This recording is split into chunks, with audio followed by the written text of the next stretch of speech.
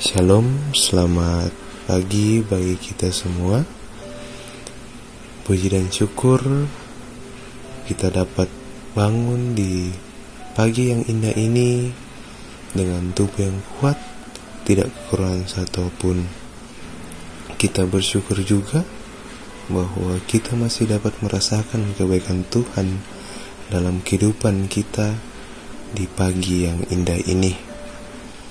Sebelum kita melanjutkan aktivitas kita di pagi hari ini, mari kita luangkan waktu untuk membaca dan merenungkan firman Tuhan yang terambil dari Esra 6 ayat 1 hingga ayatnya yang ke-16. Esra 6 ayat 1 hingga ayatnya yang ke-16. Namun sebelum kita membaca dan merenungkan firman Tuhan, mari kita tenangkan hati kita meminta tuntunan Roh Kudus, kita berdoa. Terima kasih ya Tuhan atas setiap kebaikan-Mu sepanjang kehidupan kami. Terkhususnya Engkau telah menjaga kami sepanjang peristirahatan kami, dan sekarang kami telah bangun merasakan nafas kehidupan yang Engkau masih berikan kepada kami. Ya Tuhan, kami anak-anak-Mu akan melanjutkan aktivitas kami.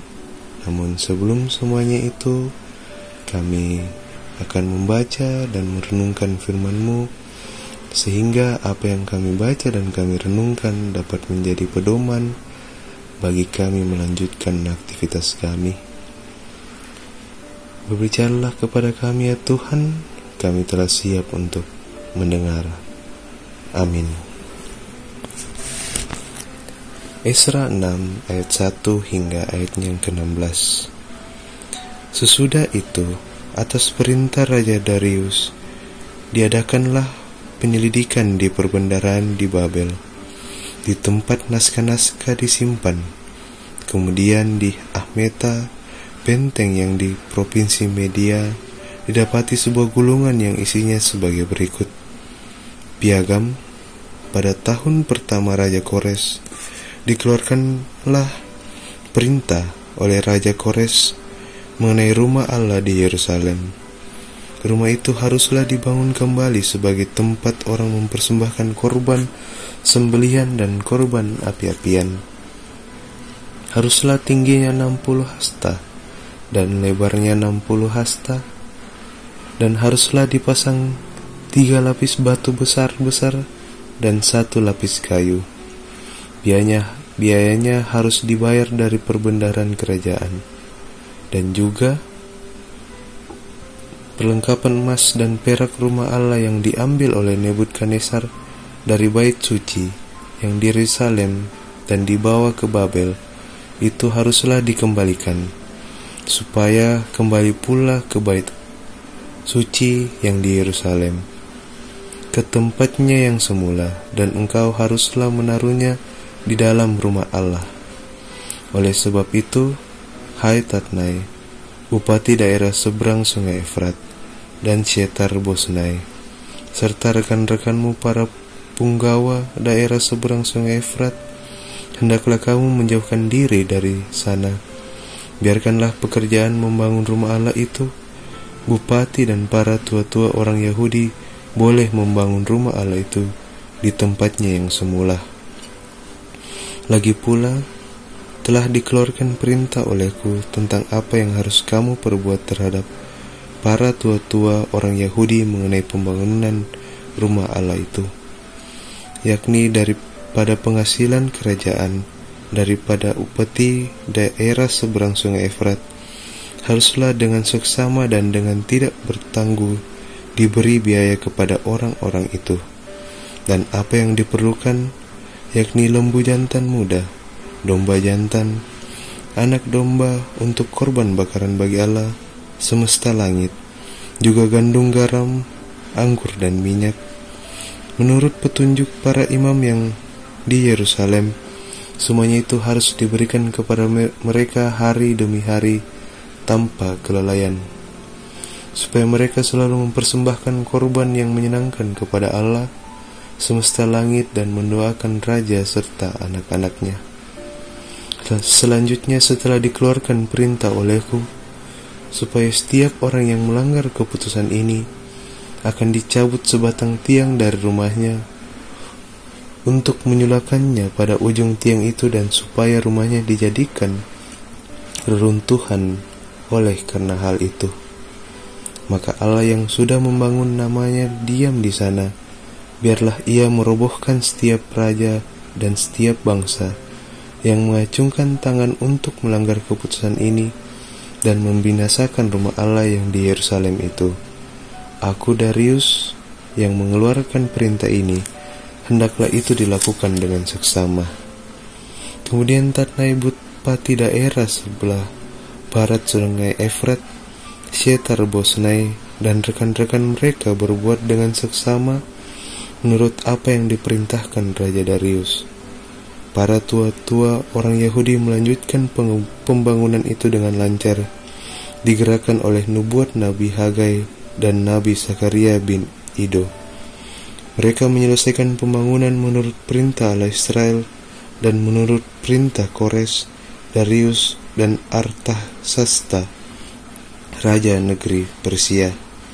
Maka selesailah rumah itu pada hari yang ketiga bulan Adar, yakni pada tahun yang ke-6 zaman pemerintahan Raja Darius.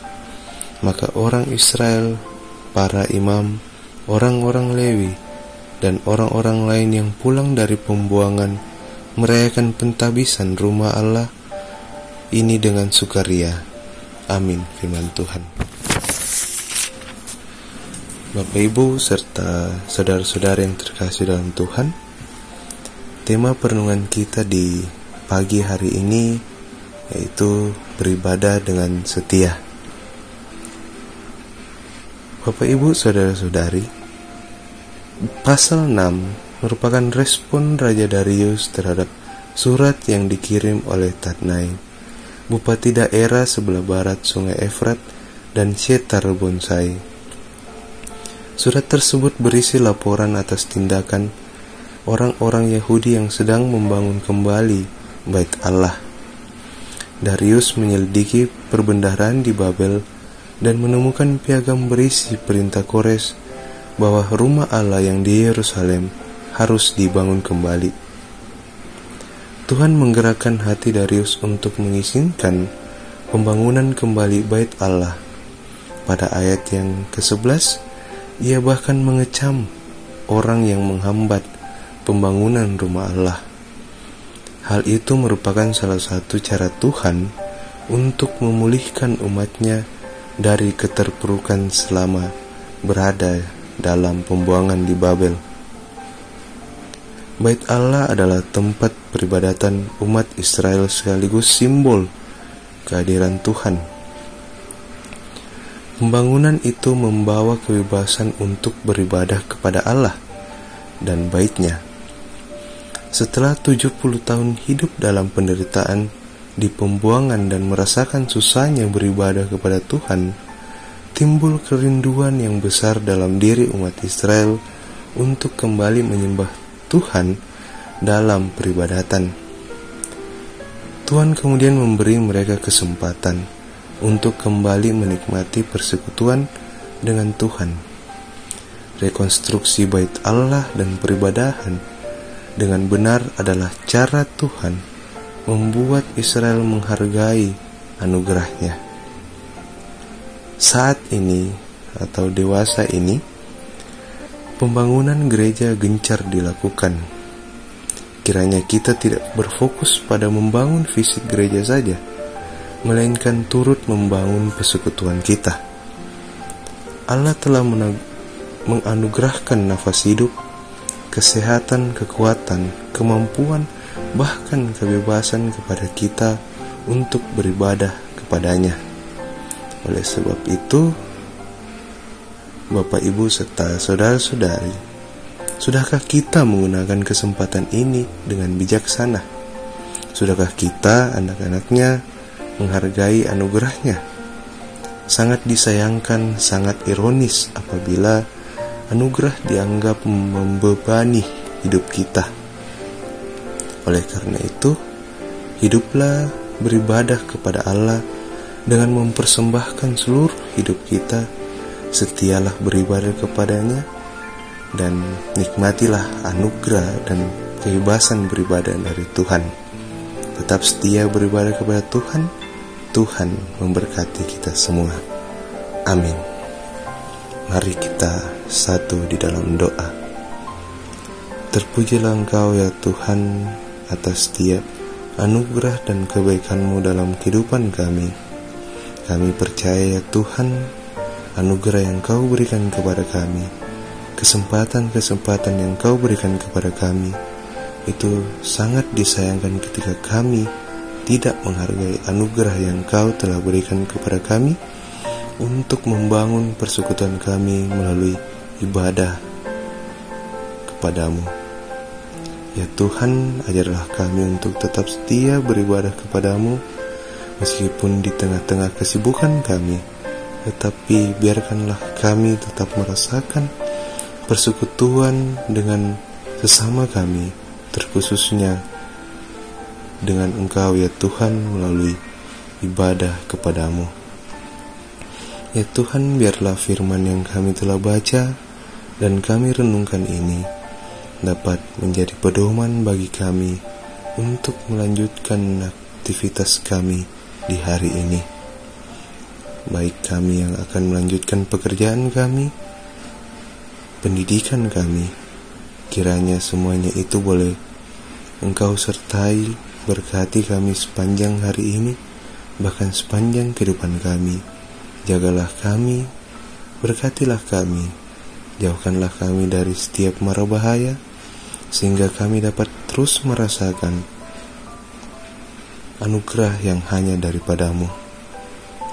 Berikanlah kami kesehatan sepanjang hari ini. Kami serahkan seluruh kehidupan kami ke dalam tangan-Mu.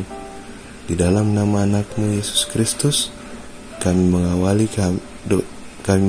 pagi ini. Kami telah berdoa. Amin.